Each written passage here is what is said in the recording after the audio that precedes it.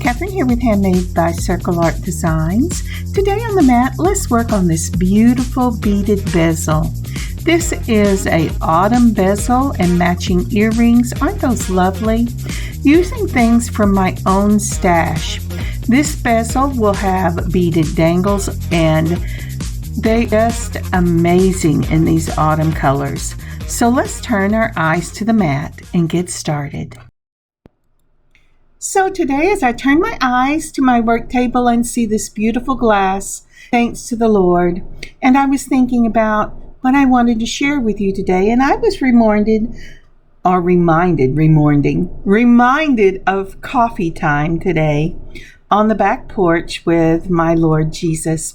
Now, I have to tell you, I have really enjoyed this cooler weather, and we have this huge live oak that is over our patio area, and talk about giving thanks to the Lord for this beautiful tree. I have truly been giving thanks to the Lord for this because it is so big that it gives a canopy over a fourth of our house. But today, the Lord showed me something that I had never really noticed before. I've been watching the green acorns fall, and then the other acorns, and then the little acorn tops, and really enjoying it.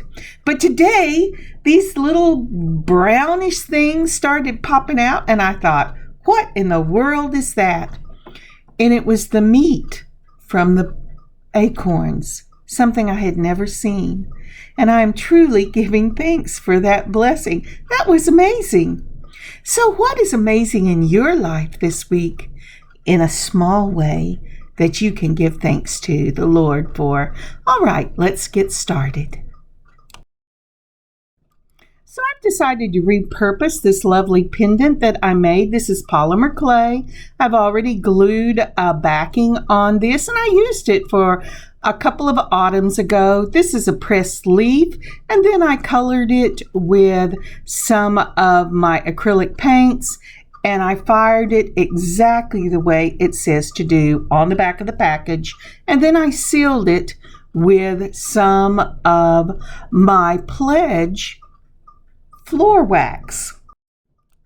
Next up, I'm going to pull this check glass in this beautiful bronze, and then I'm also going, that's an 11-0, and this is my 8-0 also in the bronze, and then I'm pulling some of the silver in the 15-0, and isn't that a pretty little pendant? You can do this too. It's just pressed slab work, and I may even have a old video up on my channel on how I made that. If I do, I'll put it in the link below. So I have cut off some of the stiff back of the felt, and I'm taking my Gorilla Glue, and I'm going to add Gorilla Glue all the way around the back of this pendant. Remember, I have already glued on a bail on this, so I won't have to do that. But if you're starting with something new, glue your bail on first, let it dry, and then we're going to Gorilla Glue this down to our stiff felt. Now I left about maybe 1/8 to 1/4 of an inch around the side of this because I did not want to have to worry with the glue drying before I got this done. Now I'm going to let this set up for just a little bit as I pull out the bronze in the 11-0, and I also will use the bronze in the 8-0. So let's go ahead, and I've pulled out some of my beading thread. This is Eslon D, I believe. And I've taken my split needle, and I'm going to go ahead and load this. And once I get it loaded, I'm going to put a knot on it, and I will bring this through from the back, just like this. All right, and I don't know how you make your knots. Sometimes I do surgeon knots and pull them down. Sometimes I just wrap it around my finger like my grandma taught me and roll it down the finger, pull it, and it makes a knot. Now I'm going to come up as close to this pendant as I can get, because I want my first row of beads to sit right up against this pendant. And I am going to go ahead, and I think, yes, I have pulled out my 8/0s. This is quite a large pendant and it's an irregular shape. I have put 3 of my seed beads on. I'm pushing them down right up against where I came up, then going at an angle so I go under the pendant. I am pulling them taut just like that. Okay. Now, if you've seen the other one that I did a few weeks ago, I have done the same thing. But now what I'm doing, and I'm sorry, I see my little thing that's supposed to say, hey, you're not in the center of the picture, but I'm trying to get my bifocals in the right place. All right, so I have come up between the second and third bead, that second and third bead right there, or first and second, and then I'm going to come right up next to that bead and I'm going to go back down through it, and this makes a little loop. Now if you're doing more than that, you will want to do some anchoring, but for 3 this usually works pretty good. My problem is I go along at 3 for a while and then I go, wait a minute, I'm ready to do something a little faster. But here I've gone ahead and I've put on the 3. I'm backing up 2 and I'm backing up 1. I'm going back down right up against, that needle is right up against the pendant that I'm using, and I'm pulling it down. Then I did it at an angle so that it's going under. That's why you don't want to let your glue completely dry, and you don't want to get it to the edge, because you're going back at an angle to go under that pendant and then coming back up against the edge. I've gone back 2, come back up, and then I'm going to go back through my last 2 beads. And I'm doing this because I really want to get this anchored really well. So I'm going to do this one more time, and then I'm going to go around this up to the top. So one more time, we're putting on 3. We're going to go, and I'm holding the thread and pushing those beads up against each other so there's no space. And then I'm going to go at an angle, back down through the felt, bringing it at an angle, then coming back up right against the beads, 2 beads back. And once I get it 2 beads back, then I will run it back through just like that until I go all the way around this. And when I get all the way around it, because if I showed you everything, not only would you be bored, but it would take forever. See you in a minute. And we are back. Gone all the way around this, just like that. I've gone up one end and then I've gone all the way to the other. And now I am cutting across that piece. If you'll see back here where I've done it a couple of times, I've cut across the bail, and I'm securing this with a knot. I make this little loop and I go through it twice, and I've done that a couple of times. And now I am going to move my needle back through here and catch it one more time, and we go through that loop twice. And then I'm going to go ahead and pull some little pieces, and this little needle has said, boy, we've done 3 or 4 of these. Don't you think we should get you a new needle? But I'm just persevering. And we're going to go ahead and we're going to move it through some of the felt itself. Now, I will not cut the tail completely off of this because there is another piece that we are going to put over this, and you won't see any of this, and it will be glued on and then sewn on, and it's not going to go anyplace. So this is just for my peace of mind that these beads are put on there quite safely. So I did 2 knots, and then I'm just going in all different directions through that felt until I get what I think is enough turns that I can go ahead and do the next step. Alrighty. Let's see. Oop, oop, oop. Yes, you did. You caught it. Now, when I go to the next step, I'm going to have to load some more thread on, and this is going to be done exactly the same way as we did before. And do I do slight overkill on these? Yes, I have to admit. Yes, I do.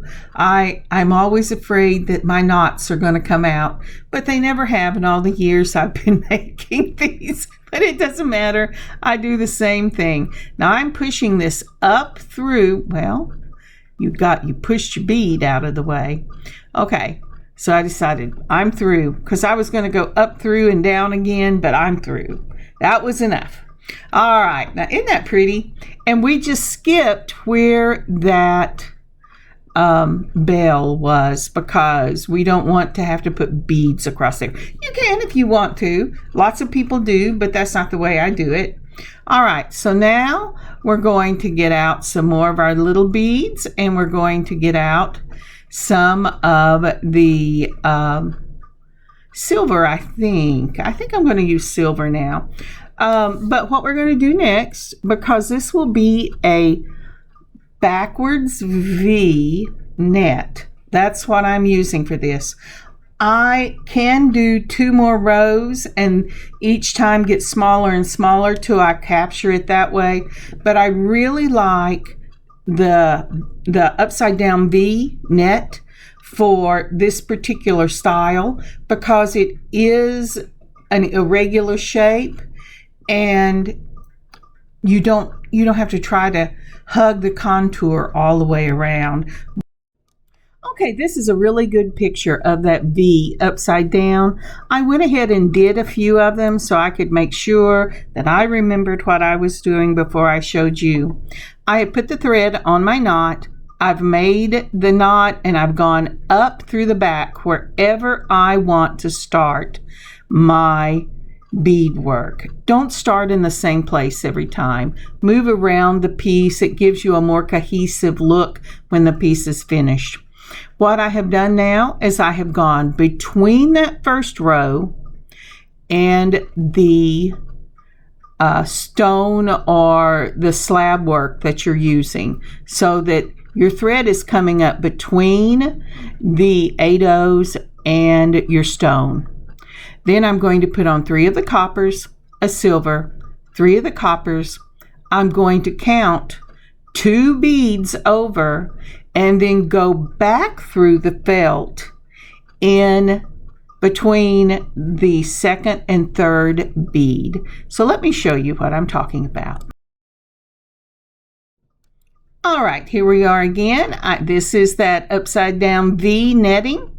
I have come oop, oop, oop. Come on, put your hands up. I'm going to come right back up next to where I put my needle down into the felt.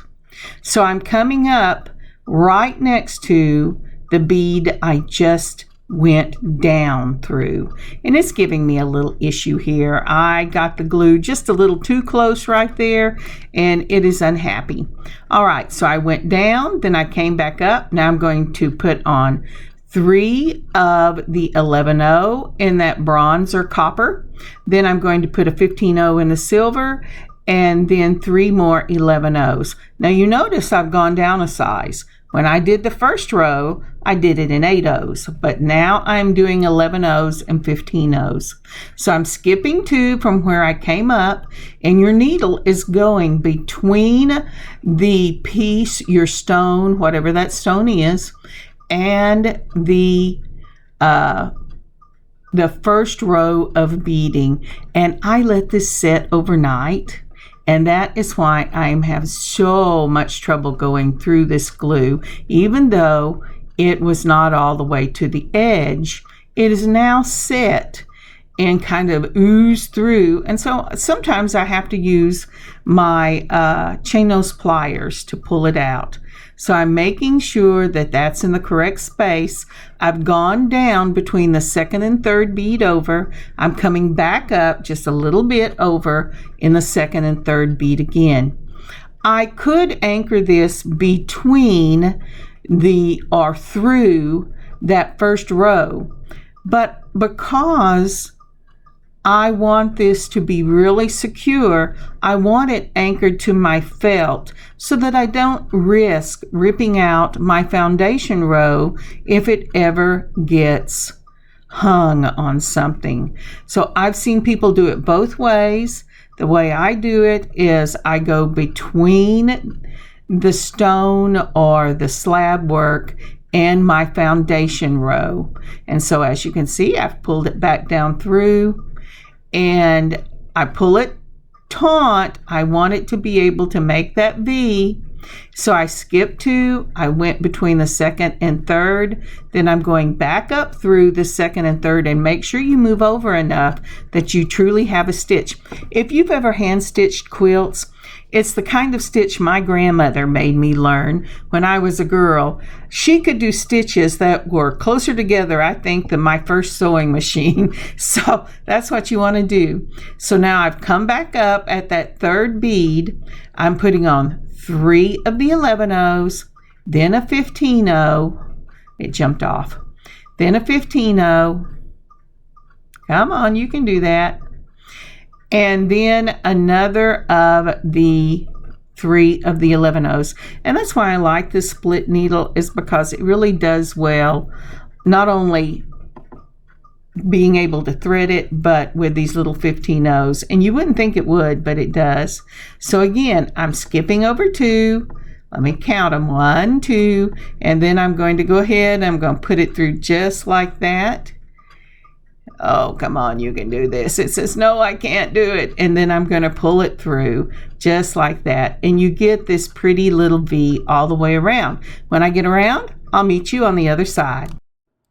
And we are back. What I've done is put more thread on, and this time I started up at the bell. I've come through. I went all the way up one of those V's on one side until I got to the top where the 15-0 is, and now I am just going from 15-0 to 15-0, putting 2, sometimes 3 because this is uneven and I want about the same amount of space left, and I'm doing that so that I can tighten this in a moment and capture it. So I'm going with the silver because when I made this slab work, I added pieces of silver into the slab before I did the press work. And so I'm going ahead and just adding either 2 or 3, depending on how far apart it seems that the inverted V's are whenever I am working my way around. And I will continue this all the way around till I get to the other side. Now, once I do this, I will very carefully pull the netting closed. And when I do this, the netting should come up over the stone and wrap around the top part of your slab work. Or your stone. You can use this for a stone too. And I showed you a piece that I did recently with some of the, I believe it was the September Bargain bead box pieces that I did this with. So that's what I'm doing here. I am just going around the stone till I get to the top. And when I get to the top, I'll show you the next step. Be generous with it. You do not want to fill this up. Do not fill up your wire, your thread, because when you pull it tight, you're not going to have as much thread. Okay, see you in a minute.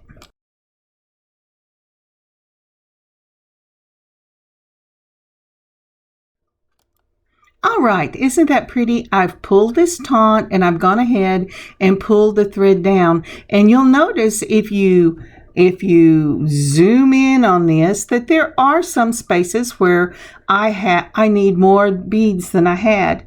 And what I will do with this, once I get this tied off, and I'm doing this exactly the way I did the other one. I made a loop, and then I'm just weaving this back and forth on the back so that it will stay taut once I get the glue on this in the next step.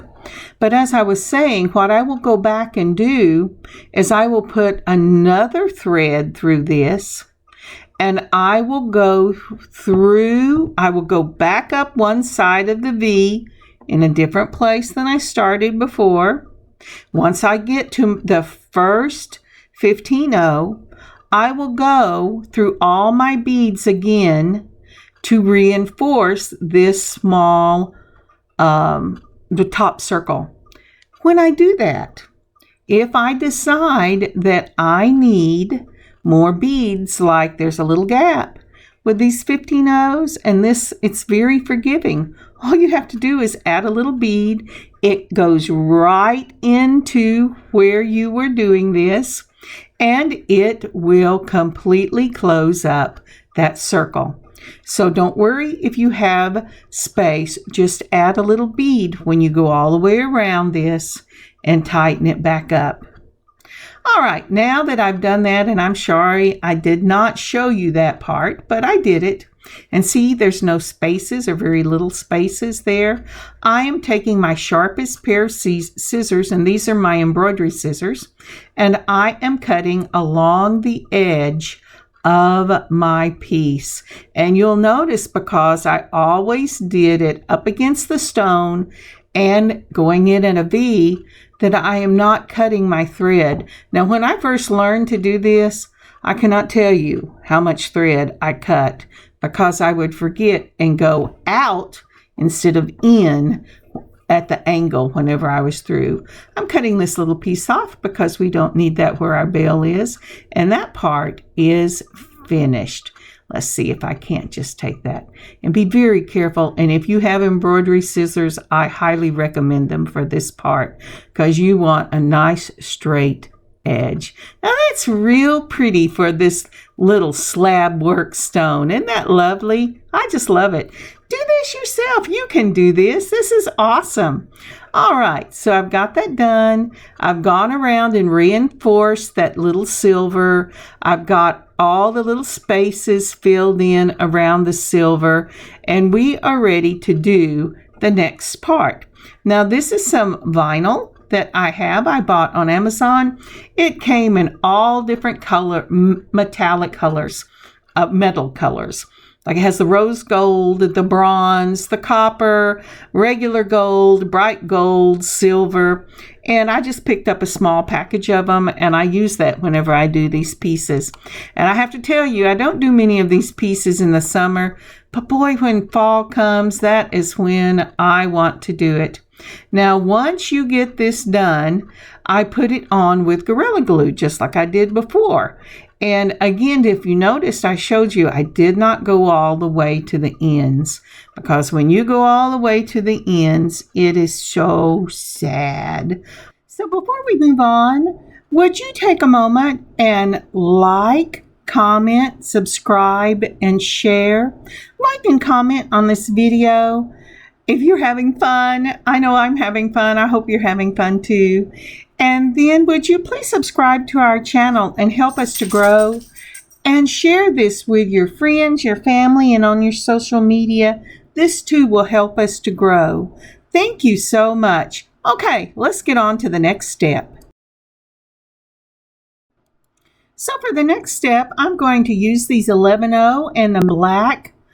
I just love these little beads, and I think it helps the copper or bronze or gold, silver, whatever you're doing. I think it makes it pop when it lays up against your clothing. And so if you notice, the thread has changed too. I'm using Fireline for this because these are black and I want black.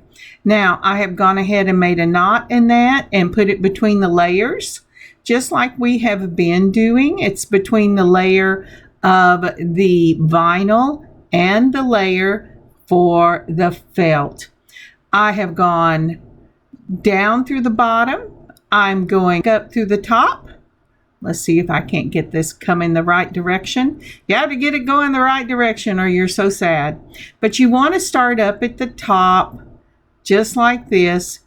I have gone ahead and put 2 beads on. Let's see if I can't get this a little better for you. Okay, so I have put 3 beads on. I am sitting right on the edge of that black. And the reason I did black for this is because we used a black vinyl.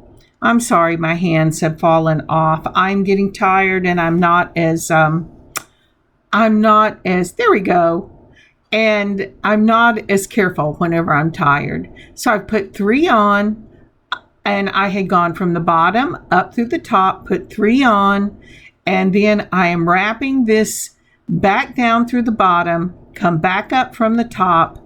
Between 2 of the 3 beads, I am encapsulating that thread that we have our beads on with a loop to make sure that this holds properly. So once I have done that, I will go ahead just like that. Come on, you can do this. And come back up through, and I will go through 2 of my beads. So again, what this does is it keeps your beads tight up in a setting position. So when you do it, you're going from the bottom up. You're putting on your 2 beads or 3 beads, just like that, going back down, and then you will do it again and bring it to the top. So here again, I have 3 beads. I am setting up at the top of my piece, just like that. I'm holding that across the edge so I can see where it's going. I push it down just like that. I pull that thread down back through the vinyl on the back, and then I am going to bring it up, the thread back up to the top between the last 2 beads, and then I am going to make the loop back down through the bottom so that it will catch it. Once it's caught it, I bring it back up, holding that thread in the right place, and go 1 more bead down so that I have caught all my beads. Once I've done that, I'm coming from the bottom and I am going back through the beads. So this is a loop. You put your 3 beads on, or 4 beads or 6 beads, however many you want. Make sure it's sitting on its side, and then starting at the back, you are looping between each one of the beads to make sure that you have caught the thread they are laying on. Now again, here I'm sitting, I have come out my thread, because once I get them all looped, I go all the way back through the thread of the last beads I put on, just like that. I'm making sure the thread goes right down where my last bead sits and goes through the felt and goes through the vinyl. Once I have done that, like that, I'm going to pull that thread back up from the back and go through the second bead, and that's that loop. We're making a loop. I am doing it slightly to a slant so that my stitches will be slanted. Then I'm pulling that up from the back again, going through the next bead or between the next 2 beads, catching the thread just like that. Come on, you got that. It says, no, I don't want to get it. And I say, yes, just be careful not to pull this thread down until you have it between the 2 beads that you're needing to capture. Once I do that, then I'm going to go back down and I'm going to come back up with the thread just like that. And if you zoom in, you can see where I'm going between the little seed beads and capturing the thread I had them originally on. Now I've moved it all the way to the back of my last 3, and I've gone back through, and that makes that a really nice sturdy piece, and I will do this all the way around.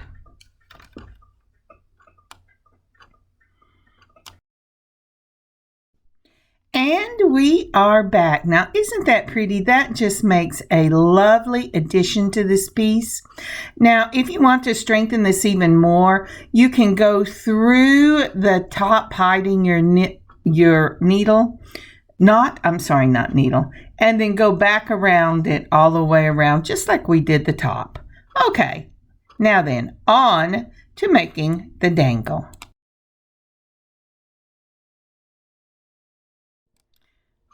All right, so for the dangle, we're going to start out with these beads. I think these are so pretty. They're a faceted glass bead in an olive green and brown. Now the next up is also in an 18 millimeter, and this is in that beautiful faceted copper look, and I think it is beautiful. Both of these were from all of these were from a fall dollar bargain box that I got last year, including these beautiful brown coin beads. They are faceted and they're brown with a blue-gray flash at the top and bottom. So next up, also from the dollar box that I was taking this subscription last year, but I used it to build my stash, and we have these beautiful copper. They're kind of a goldy copper, and it came in a little set, and it had all shapes and sizes.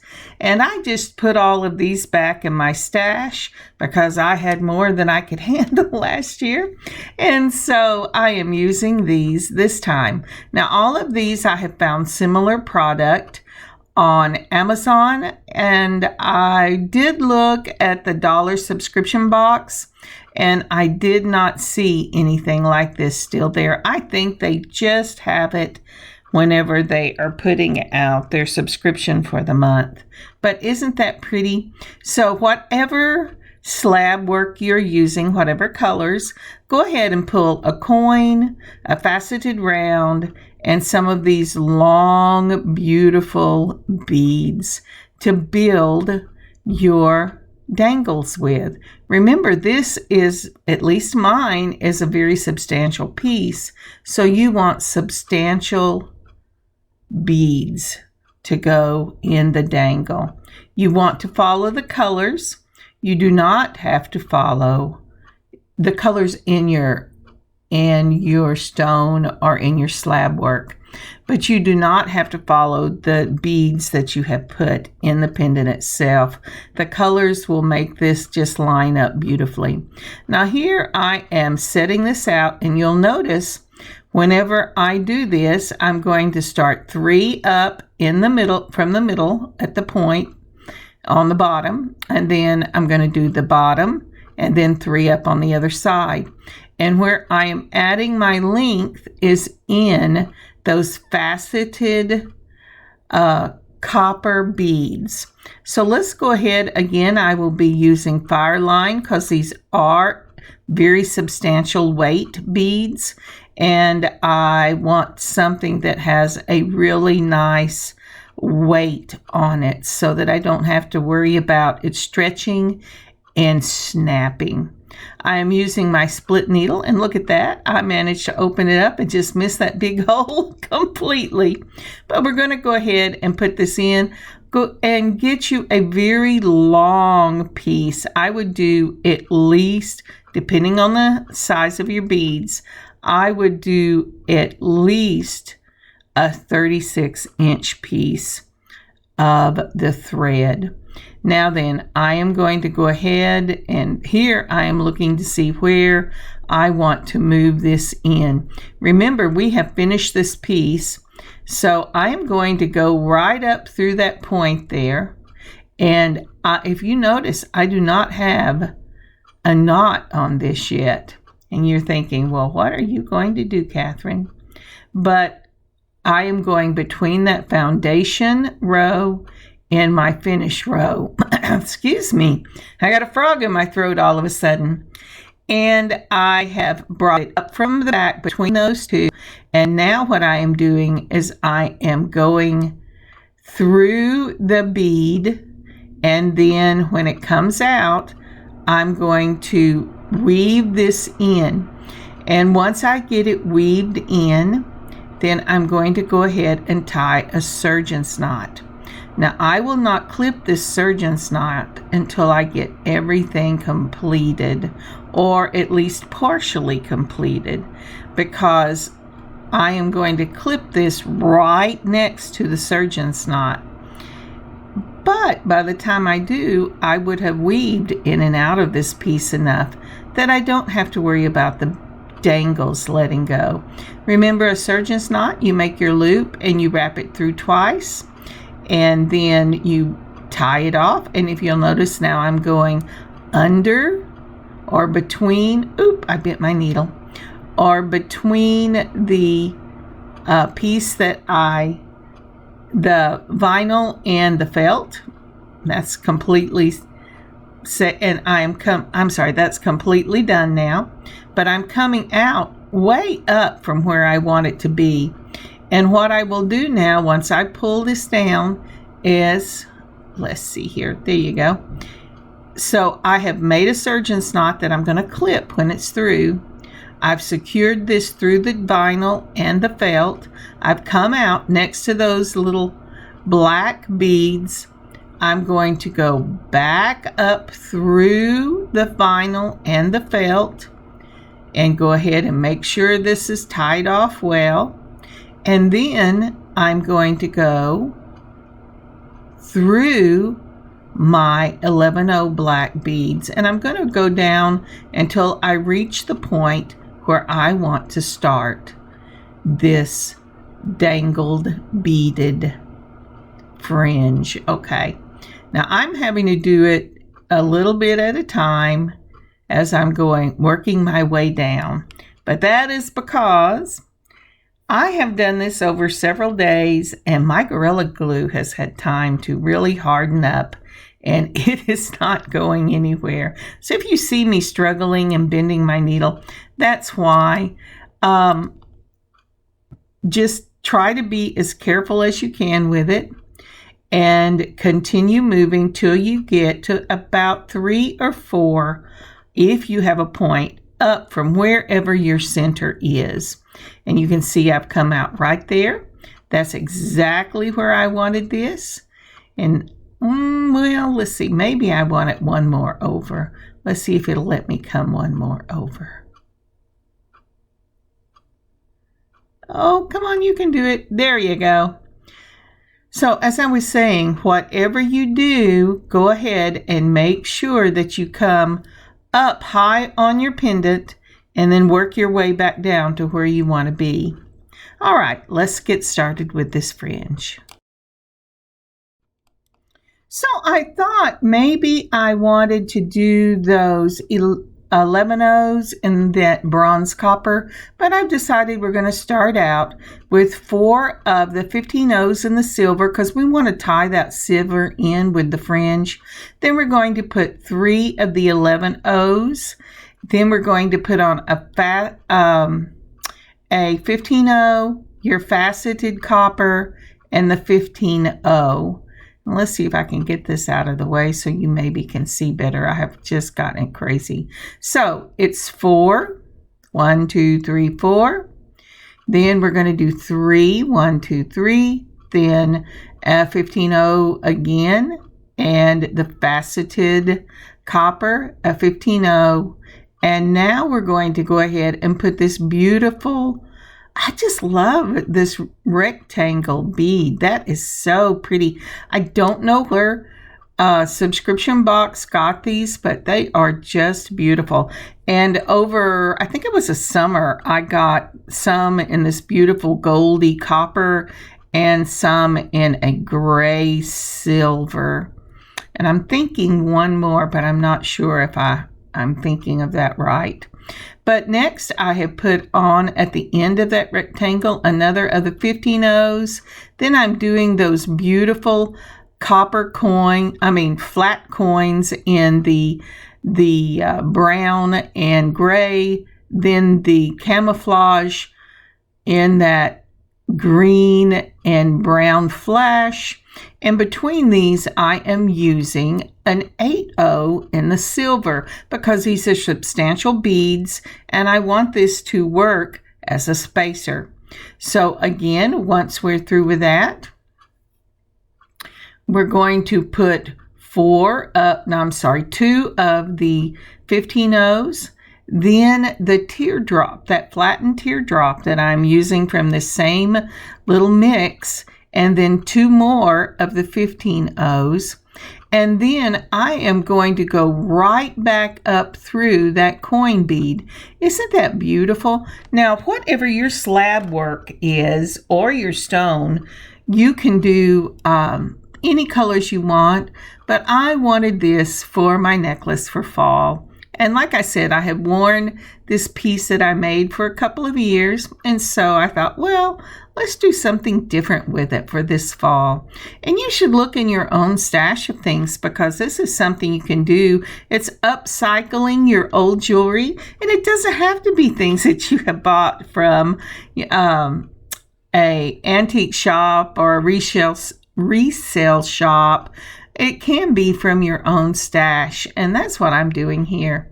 So now once I have gotten that thread back through, I am going all the way up these beads till I get to where I started. And if your needle is the right needle, it should go back through these teeny little 15/0s. I'm just having trouble because my point has been bent so many times that it says, yeah, just try to get me through there. But that's what I'm doing here. I'm trying to move it up and get it back through there, and I do. And I'm going to go all the way up till I get to those 15/0s that I started with. This strengthens your dangle. It gives you a nice stopper bead look on the end of the beaded dangle. And then you have double thread going through this. And that's the way you would do earrings too. Did you know that? I have made this dangle beaded earrings for many, many years. And that is how I always do it. I go back up through so that I can strengthen it. I never go more than down and up. I did when I was younger, and it would make my fringe stiff. So since you want this to be a beautiful fringe, make sure that only down and back up, and you make it strong by using a nice weight to the thread you're using. A Firefox, I think the other one is Wildfire. I'm sure there are others out there. Now what I am doing is I have gone back through on the other side of the bead I came out of, going towards my point. And here I am, yes, using my pliers to pull that little needle and I have come up on one side of that center bead. Now it doesn't have to be a point. Any bead that you have decided is the center of your piece, because maybe your slab work isn't the same as mine, or maybe you're using a beautiful fall color stone, but it should look just like that when you're finished. Now then, we're going to do our longer one. Isn't that pretty? I just love that. And yes, I have sped this up so that it will be within a reasonable time frame. But my daughter tells me if you go into YouTube, you can click and change the speed in certain places. And if you're having trouble following this, because it is a little jerky, I have an old program, then just slow it down a little bit so you can see exactly what I'm doing. All right, let's move on. All right, so now we're ready for the middle section. I have gone down the next 3 beads and gone to the middle of my beaded pendant, or the point for this particular piece. And yes, I was waving. Actually, I was saying not 3, 4. I went down 4. All right, so we went down 4. All right, again, with this time, we are going to start out with the 15/0s. And for the 15/0s, we will add in the 15/0s. So if you will see here, I put on 6 of the 15/0s. Now I'm going to put on 4 of the 8/0s, just like that. And then, I'm sorry, those aren't 8 O's, of the 11 O's.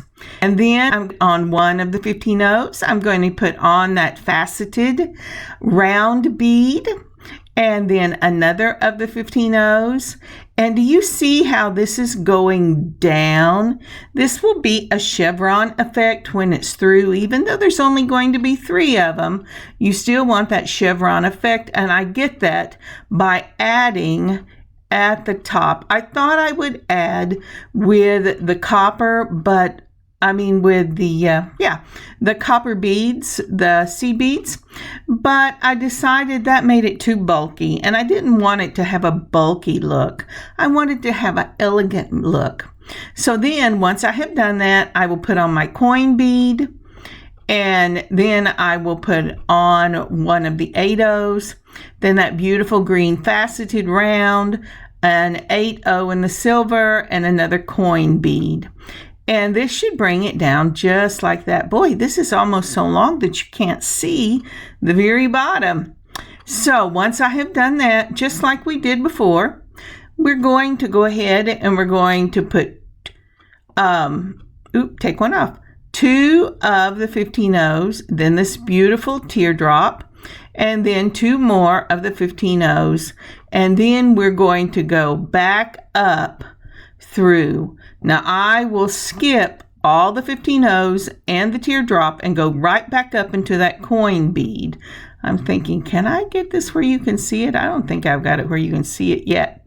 But what I did was I've gone all the way back up, and I am right at the very top, and now I am pulling my thread, and I'm sorry I had to pick it up where I could see it, but I am pulling the thread just like we did on the other side.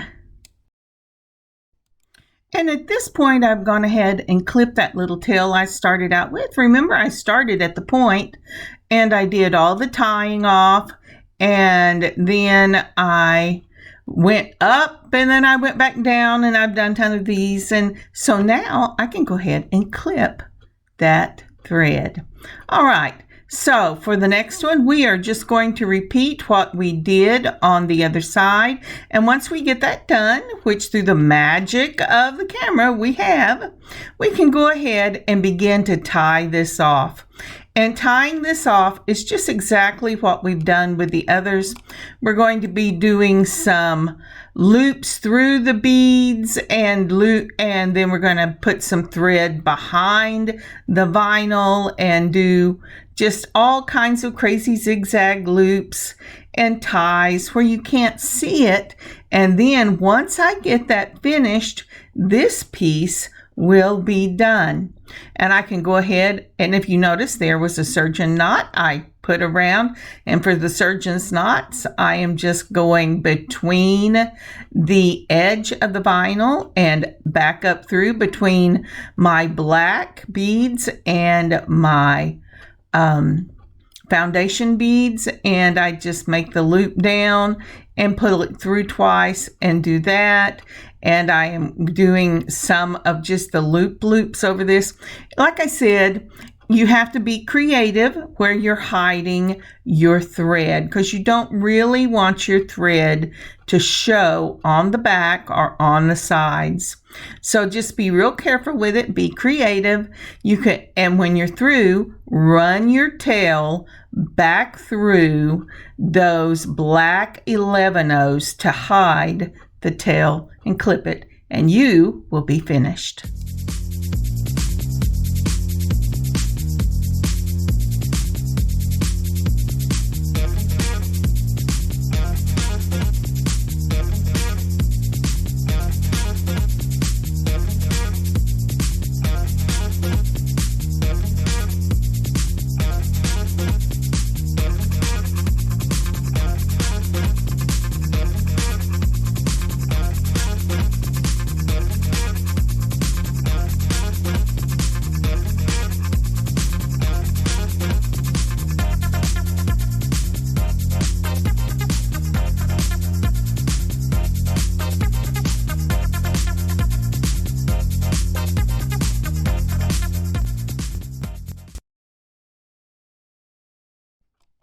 So for this piece, we are going to be using our silver beading wire.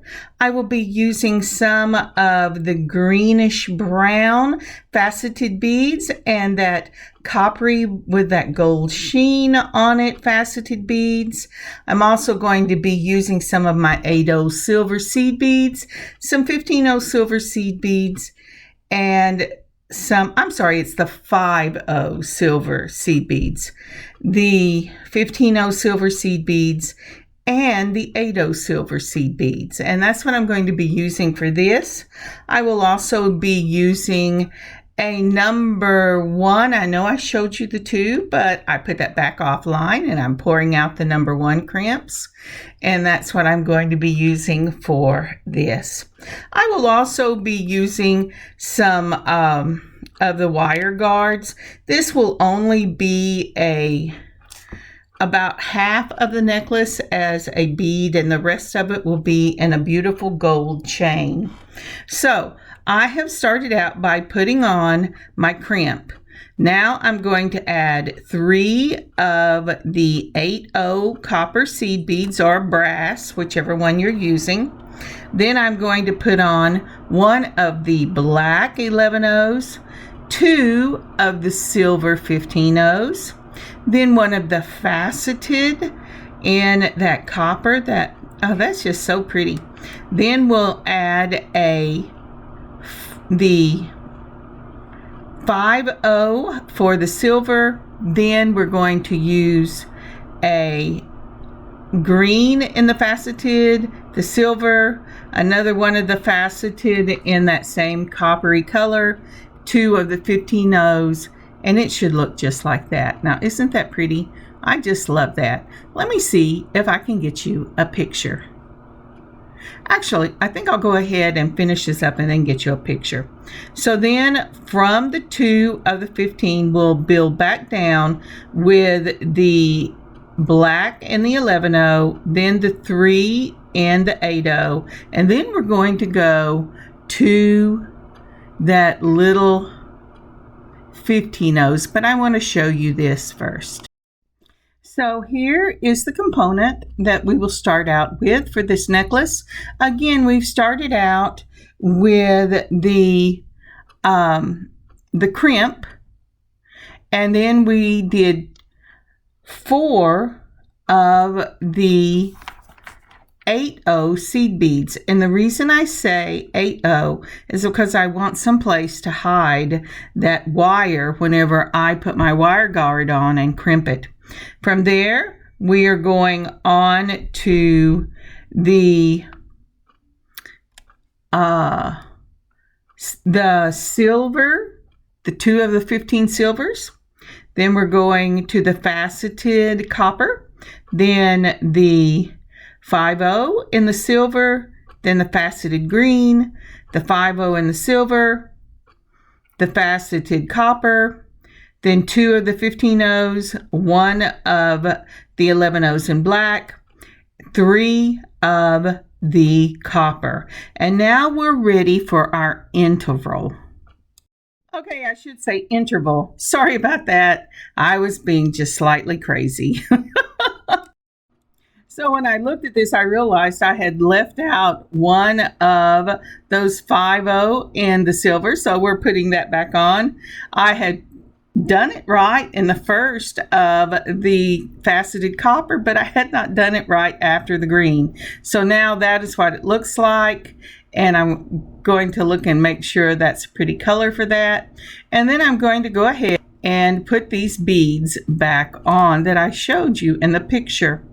So we'll put 2 of them on of the 15/0s, a black 11/0, 3 of the 8/0s in the copper, another 15/0 in the silver, and now we're ready for that interval that will be between the components. Now when I use the silver wire, I always bead the whole thing because I don't think it is a pretty silver, but it's an easy wire to get a hold of. It's in several of the shops, and it you get a lot of bang for your buck. And so I just always cover this wire with the beads. This is not something like the soft flex that I would let show. And here is the interval step. So including the silver bead that you put on at the end of the 8/0 coppers, I'm going to put 8 of those teeny little silvers on. When I get that on, then I'm going to go right back in to the 8/0 coppers, then the 11/0 in the black, then a silver, 2 of the little silvers. Then I'm going to go with the faceted, then the 5/0 in the silver, the green faceted, a 5/0, the copper faceted, and 2 of the silvers, a black, and the copper. And then we'll be back at that interval between the larger beads. And so what I'm doing here is I'm thinking about it. Did I do this right? I think I did. Yes. So what we're going to do again is we're going to go ahead and put on the 2 of the copper, the black, the 3 copper, because I got ahead of myself when I was talking to you, so that's finished. Now, if you look at this, you can tell me exactly what I did wrong. Look at that. So these are all going to have to come off, and I'm going to have to rebuild that, and it should look just like that. And now we're ready for 8 of the 15 O's. And that's what we're going to be doing until we get around to the middle of this piece. And then I will add a bell for our beautiful centerpiece. And I'll see you in just a moment. And we are back. I have done 4 complete faceted bead components with the intersection, that middle section between them, and I am now putting on the middle section after my component, that 4th component. I will go ahead and put 8 on, and this will actually be the center of my necklace where my pendant will actually swing from. Once I have got that on, I'm counting to make sure I have enough. Yes, I'm going to go ahead on this beautiful little coppery bell. Isn't that lovely? I don't need anything that's real fancy, although I do have some fancy ones, because I don't want anything to distract from the pendant itself. And this necklace is pretty amazing on its own. This would be a pretty piece for fall just by itself. But once I have got that bell on, I will not put the pendant on first. I will go ahead and finish building this all the way up the other side. Now, as I said, once I get this built, and I'm going to do 4 components up the other side, then I will put my wire guards on this particular piece that will give me something for the chain I am adding to this to swing from without putting too much stress on that wire itself. So I will meet you when I get to the other side. See you in a moment.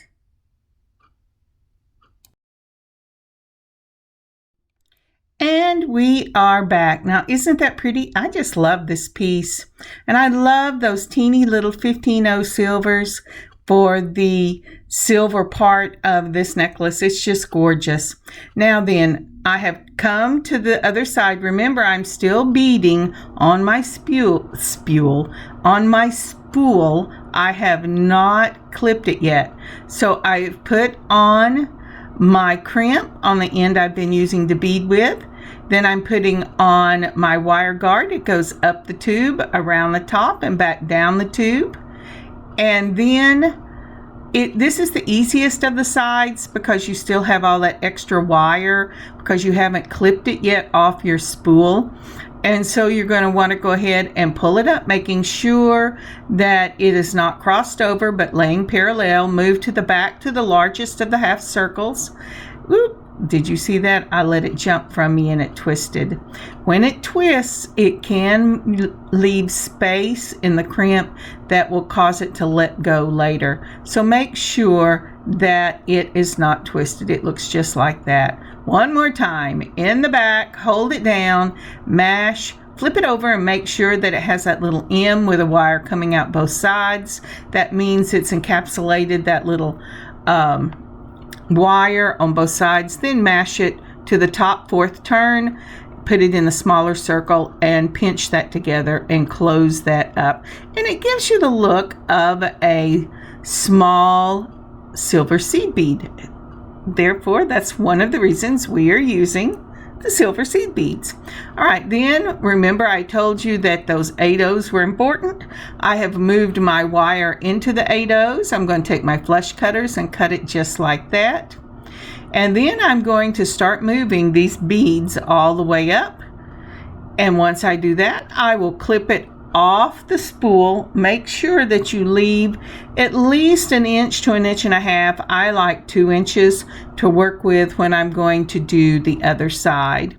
Again, you've already put your crimp on, so what you will need to do is just go ahead and put on your wire guard. One more time, we're going to go up 1 tube, around the top, and this time I'm pulling that right up to my beads, and then go back down just like that. Then you're going to make sure that your beads have stayed down. You're going to put it through the crimp, and at least one, maybe all 3 of your 11/0 seed beads, and that's what I've done here. And then you're going to take and pull that taunt, but not tight. You do not want your wire showing, but you also do not want it so tight that it will buckle under you. So give it a little turn and make sure that all the spaces are taken care of and that it still bends the way you want it to bend. If it doesn't bend, if it's hard to bend, then you've got it too tight. Back it off before you do the crimping step. Again, if you put it in side by side, since it's in those little holes, it should still be side by side, laying flat next to each other. Then once you have tested it, pulled it, and made sure that it held, then you can clip it off with your flush cutters. Put the back of the flush cutters up against your bead, and that way you should not cut the lead wire that you have been beading on. All right, so next up, let's go ahead and pull some of these. This is the chain that I want to use. I think this is a lovely chain. This piece will sit between 28 and 30 inches. Because this is a very large piece, I want that downward pull to the center of the eye. And so I have measured it out as long as I need it to be. And this chain still needs a good 10 inches on it. So I'm making sure there is a place on both sides. And then I am going, oh, you know what? I think I am going to go ahead and put a lobster claw on it. I don't think I'll ever use it, but that gives me the option of raising and lowering this piece a little bit with the necklace. So I've cut 10 inches off. I want it to be about 5 inches on either side. I'm checking to see where the center of that is, and then I will just either cut it or I will take my chain nose pliers and rock it open so that I save the link. All right, let's see here. Yeah, what I'm going to do now that I know which one it is I'm going to go ahead and rock it open, because these are not soldered closed. They work kind of like a jump ring, and I'll take it between 2 chain nose pliers, rock it open just like that. See which one of them is shorter. Then I'll leave the open one on the shorter side and close it back up, and that will be all there is to that. Now, as I said, when I first started to do this and when I cut the chain, I thought, well, I'll just leave it at 30 inches. But as I thought about it, and the shirts or outfits I would wear this with, the necklines are all slightly different on them. And so this gives me the option, because this is a large loop chain, of putting the lobster claw just about anywhere I want it to fit. So I have opened up the link on the chain, and I am putting in the wire guard, and this chain is adhered or fixed to that side of the necklace. Now let's go ahead and do the other side. And so it should look just like that. So this is exactly the way you want the end of your beaded section to be, with that closed crimp, and then go ahead and put your wire guard on there, and the wire is above where that chain is rubbing on the inside, so that should protect it. And this is a perfect example of a chain that is the right size for the loops to be opened up and put in through that opening on your wire guard. And it just makes a seamless transition from your beaded section into your chain section. And I think this is perfect.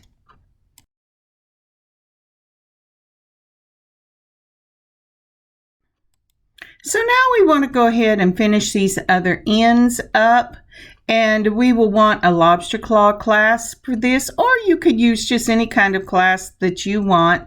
I am going to go ahead again and open one of these links right here, because I want to go ahead and put my lobster claw clasp right on the end of the link.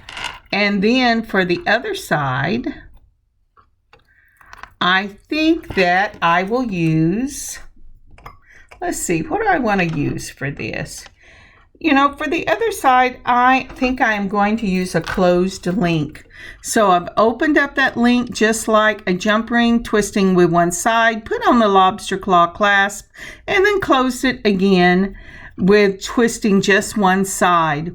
Now again, I'm going to open up this link just like that, and I'm going to put one of these decorative closed links on here. And the reason I'm doing that is if I decide that I want to make this a different length and I move the lobster claw clasp down, this pretty little decorative closed circle will give an end to the chain and make it as pretty going down the back of my neck as it looks whenever it is completely open.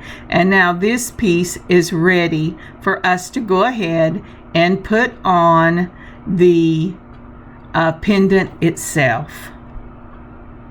So because I use this particular piece as a necklace, whenever I put on that bell, I used a bell that could just be put on a piece of leather cording. And so it is sitting in a different plane than the bell that I had put on my beaded necklace. If I just use one of my round jump rings, this pendant will not lay flat. So what I'm going to have to do is use at least two. I will need to put on, and I'm playing here trying to decide where are these things and what do I want to use.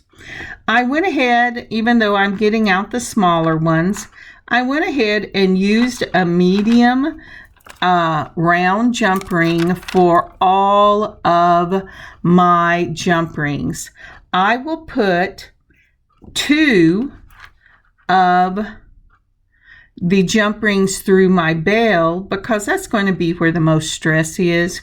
And then the bell on the pendant itself, I'm going to use just one. So let me show you what I'm going to do. We're going to open up this jump ring between two chain nose pliers, and I'm going to put on one just like that. Make sure you rock it closed on one side, make sure it's really closed. And then I'm going to go ahead and use the same size jump ring. I'm going to open it up on one side between the two chain nose pliers, and I'm going to put it through that jump ring through the bell again. So now I have two of the jump rings on the bell. And again, let's see, I may go ahead and put two in the other space as well. This is a substantial bell, and it's going to have a heavier swing. I'm sorry, a substantial pendant, and it's going to have a heavier swing. And so I've decided both on the pendant itself and on the bell, I'm going to add 2 of these jump rings, because if I had a more substantial jump ring, a thicker gauge, I would just use the one. But this is a trick I learned from a lady on YouTube, and I'm sorry I can't remember who it was. It's been so many years, but she is the one that said always double your jump rings. First of all, it looks really cool. It's a really beautiful way to do it, but it also gives more strength to what you're doing. And so I put 2 on the pendant and 2 on the bell, and that will hold it.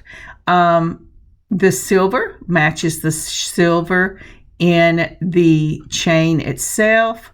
You could go with copper or with bronze, but I decided that would be the way to go. And here I'm showing you that when I decided which piece I wanted, which chain I wanted to make sure that the lobster claw would fit. And then you have that pretty little closed circle that makes a beautiful little piece to the end of the necklace. All right, let's do the earrings. So these are just going to be regular dangle earrings, or these drop earrings. I'm building them on a head pin, a silver head pin. I'm going ahead, I put on one of the 15-0s, and I've tried an 11-0, looking to see what I want to put at the very base of that. And so I think this is what I'm going to go with. I'm going to start out with the copper color in the 11-0. Then I'm putting on a 4-corner daisy spacer. Then one of the 8-0s, just like we built in the necklace itself. A coin bead and a 8-0 and the copper and an 11-0. And then I'm going to go ahead and finish it up with the black and a very small silver bead, right like that. Then I'm going to do that again. So we'll start out again with the copper and the 8. Oh, let's see. Yes, come on. Let's try it. Copper and the 8. Then a 4-square daisy. Then we're going to put on that green faceted round, a 8-0, the coin bead, the black in the copper, and then the black. So I'm using 11-0s, 8-0s for this piece, and one of those 5-0s to separate it. Then I'm going to put on about 3 of the 15-0s. So you have all of the different sizes that we used for the necklace and the pendant, and it'll match really well. But the really nice thing about this, let's see it with the daisy spacer. The really nice thing about this is that these earrings are standalone earrings. Oh, dropped it.